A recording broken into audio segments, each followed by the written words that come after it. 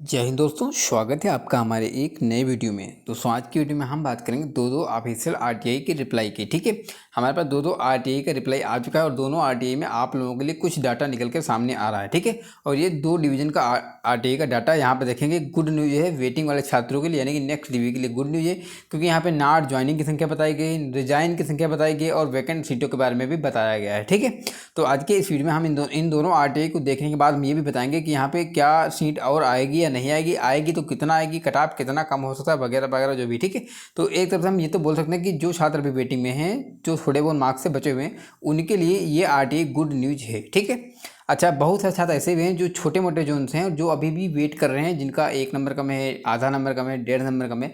वो छात्र कहीं ना कहीं उम्मीद लगा के बैठे हुए हैं। ठीक है, तो वीडियो क्लास में हम ये भी बताएंगे कि वो कौन कौन से जोन है जहाँ पे डीबी अब ना के बराबर आने वाली है, यानी कि वहाँ पे आप समझ लो डीबी क्लोज होने वाली है।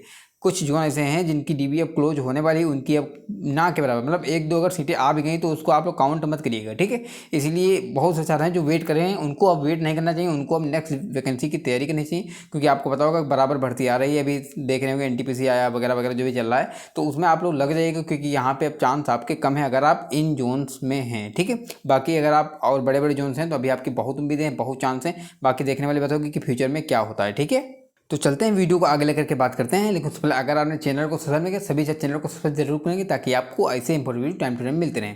देखो, अगर आप वेटिंग में हैं, आपका आधा 1 नंबर या 1.5 नंबर कम है और आपका अभी टाइम लगेगा, ठीक है, तो आपको इस चैनल को सब्सक्राइब कर लेना, क्योंकि जब भी कोई डीबी आएगा, कोई भी नोटिस आएगा, तो आपके पास वीडियो टाइम टू टाइम पहुंच जाएगा। ठीक है, इसलिए चैनल को सब्सक्राइब कर लेना और वीडियो को लाइक कर लेना अगर अच्छा लगे। ठीक है, टेलीग्राम का लिंक हमने वीडियो के डिस्क्रिप्शन में दे रखा है, आपको टेलीग्राम ग्रुप भी ज्वाइन कर लेना है, क्योंकि टेलीग्राम पे आपको सारे अपडेट टाइम टू टाइम दे दिए जाते हैं। टेलीग्राम वहाँ पे दो मिलेंगे, एक टेलीग्राम होगा नॉर्मल वाला, एक होगा म्यूचुअल ट्रांसफर वाला। ठीक है, तो दोनों आपको ज्वाइन कर लेना, क्योंकि दोनों आपको हेल्प करने वाले हैं। ठीक है, अब चलते हैं वीडियो को आगे लेकर के बात करते हैं।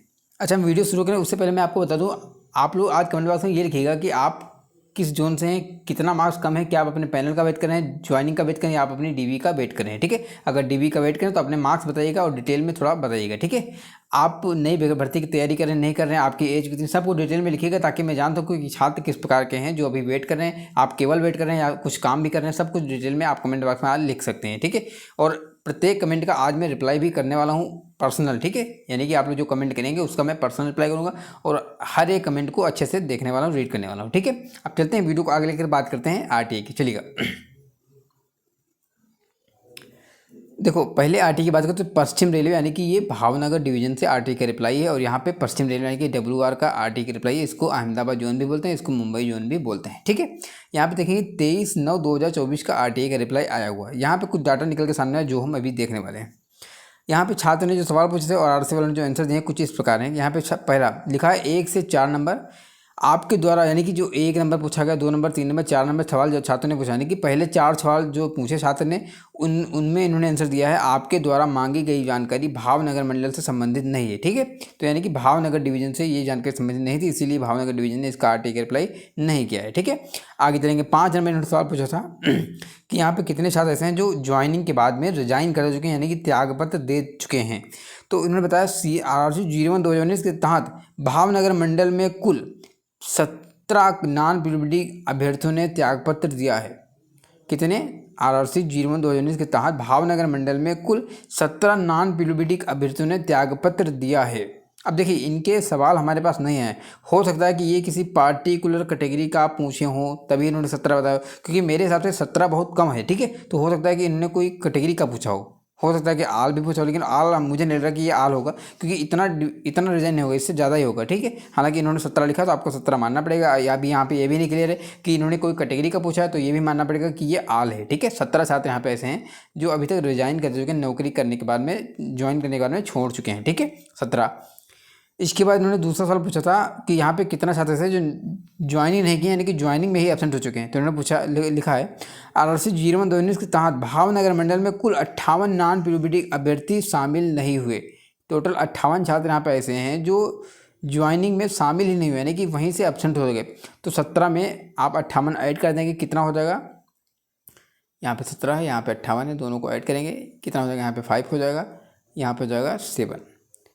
75 सीट्स यहाँ से वैकेंट दिख रही है भावनगर डिवीजन से, जो कि नॉट ज्वाइनिंग का है और रिजाइन का दोनों का प्लस करके है। ठीक है, अब इसमें कितने का डीबी आ गया है, कितने का डीबी आना बाकी है, वो तो अंदर की बात होगी, लेकिन मेरे हिसाब से अभी नॉट ज्वाइनिंग का कुछ आया, सब नहीं आया, कुछ आया है, बाकी यहाँ पे रिजाइन का आने वाले दिनों में आपको देखने को मिलेगा। ठीक है, अब चलते हैं दूसरी आरटीआई की बात करें तो दूसरा आरटीआई भी WR मुंबई जोन का ही आरटीआई का रिप्लाई, और यहाँ पे देखेंगे ये भी इसी मंथ का आरटीआई का रिप्लाई है। इन्होंने सवाल पूछे थे छात्र ने और उन्होंने आंसर दिए कुछ इस प्रकार हैं। देखो यहाँ पे कुछ आपको आंसर समझ में नहीं आएंगे तो उसको समझना भी नहीं, ठीक है, लेकिन जो समझ में आ रहा है वो आपको समझना है। ठीक है, अब देखिएगा पहला इन्होंने सवाल जो पूछा था वो सवाल तो ये पूछा था कि यहाँ पे how many student were absent in 7th DB, यानी कि जहाँ इनकी जो 2nd DB आई है 7th DB आई है उसमें कितने छात्र आफ्टर ब्लॉक डेट में एब्सेंट हुए, यानी कि ब्लॉक डेट के बाद भी कितने छात्र हैं जो एब्सेंट हुए। कैटेगरी वाइज डाटा इन्होंने इनसे पूछा गया, लेकिन इन्होंने बताया गया है, देखो इन्होंने इसका जवाब नहीं दिया है क्योंकि यहाँ पे इन्होंने कैटेगरी वाइज बता दिया कि यहाँ पे SNT में इतने एब्सेंट हैं, इलेक्ट्रिकल में इतने, मतलब कहीं ना कहीं इससे मेल नहीं खाता ये, तो इन्होंने